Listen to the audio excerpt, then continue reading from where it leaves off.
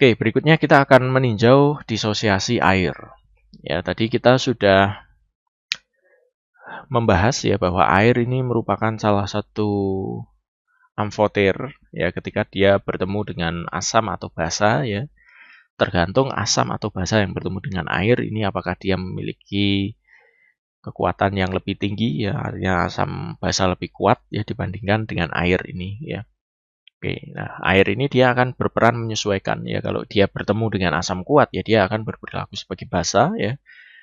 Baiknya kalau bertemu dengan basa kuat ya dia akan berperan sebagai asam ya. Oke.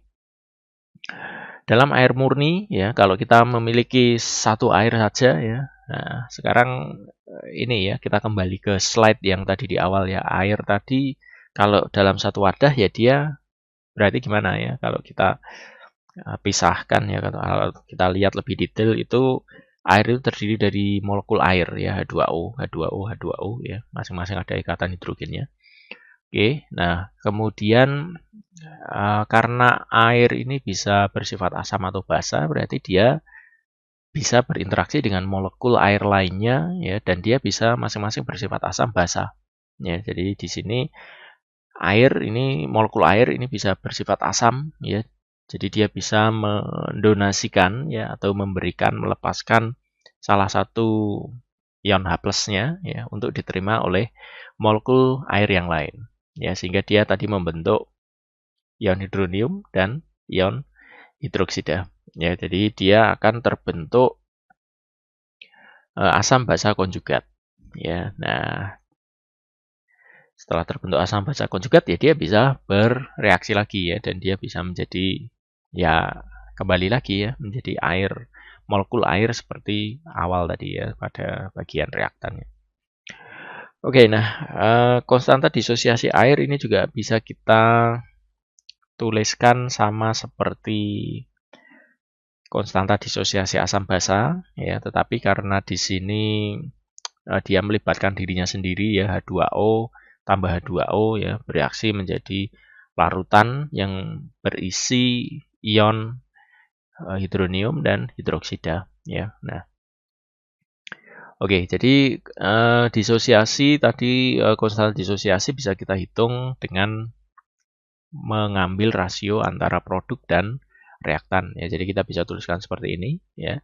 Oke, tetapi karena ini adalah dalam air ya, air murni ini diabaikan dalam perhitungan konstanta disosiasi air ya, sehingga untuk menghitung konstanta disosiasi air kita hanya melihat ini saja ya.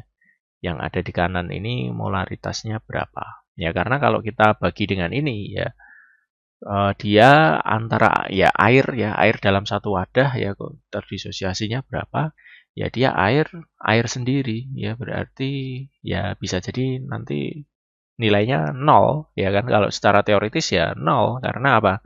Karena air tadi ya dalam satu wadah ya air ya tetap air kan tidak ada dia bereaksi dengan lainnya ya tapi karena air ini tergolong amfoter maka kita bisa melihat bahwa di dalam air ini molekul air bisa berperan sebagai asam maupun basa ya sehingga dia nilainya tidak kita ambil 0 persis ya tapi kita bisa melihat bahwa tetap ada ion yang terbentuk ya oleh sebab itu air bisa apa merambatkan listrik ya karena dia juga merupakan elektrolit ya dia bisa merambatkan karena ada ion ini meskipun dia ionnya sedikit ya.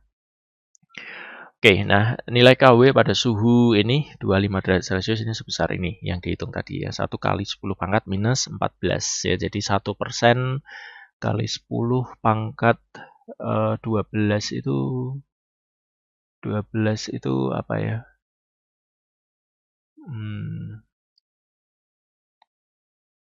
Oke ya, 10 pangkat 12. Oke. Kemudian kita bisa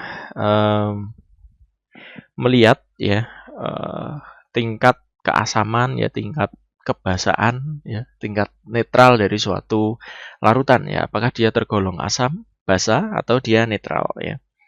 Nah, bagaimana kita bisa melihat tingkatan asam atau basa dari suatu larutan ya? Kita bisa melihat dari jumlah ion H3O+ dan ion OH- dalam larutan tadi ya.